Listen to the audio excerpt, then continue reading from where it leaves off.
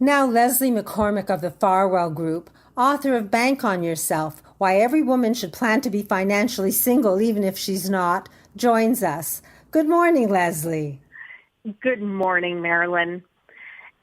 Today, I'd like to talk about a question we're asked sometimes. And my question is, will I get my CPP? It seems the worry about getting CPP stems from the early 90s, when at that time, CPP benefits were basically paid out using funds from current contributors. And the demographic trends made that pay-as-you-go, if you will, type model unsustainable. As a result, contribution amounts were more than doubled between 1990 and 2003. That increase in contributions created a surplus and pool of capital for investment that would grow. And when we got to the point where the money being paid out in CPP benefits exceeded the amount being contributed by workers and employers, that pool of capital would be large enough to cover the shortfall for the following 75 years. The Chief Actuary of Canada, who's responsible for reporting on the financial state of the fund and assessing how sustainable CPP benefits are, in the most recent assessment of CPP concluded that despite the projected substantial increase in benefits paid as a result of an aging population, the plan is expected to be able to meet its obligations throughout the projection period. Again, that's 75 years. If you are retired today or nearing retirement, there's little risk to your CPP benefits for your lifetime.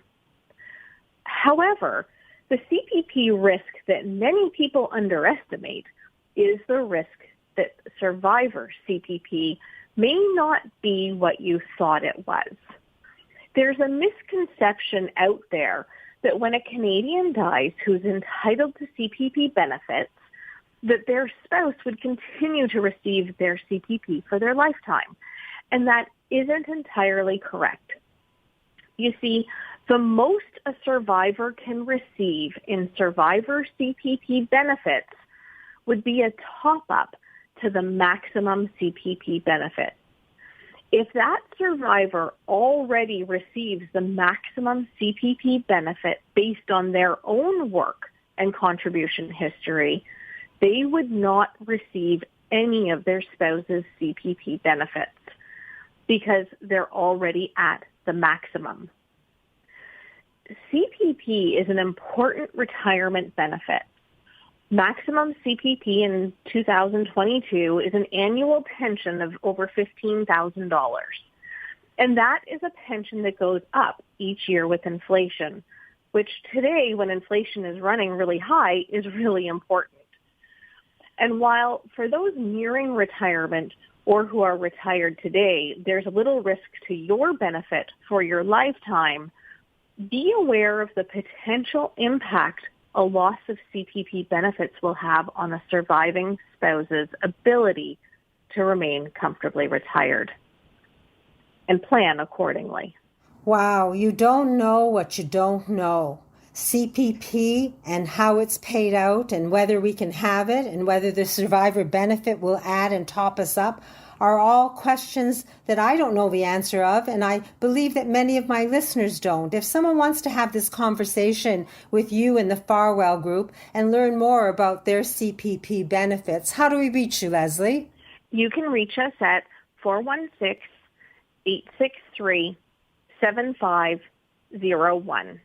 The Farwell Group. They're part of the From a Woman's Perspectives team, and as such, under our sponsor expert list on marilyns.ca. Or you can write this number down, 416-863-7501.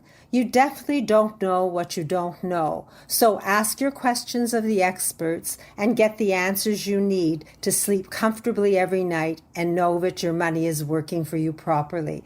Leslie, thank you for giving us a wake-up call about CPP and putting our minds to rest a bit. You're welcome.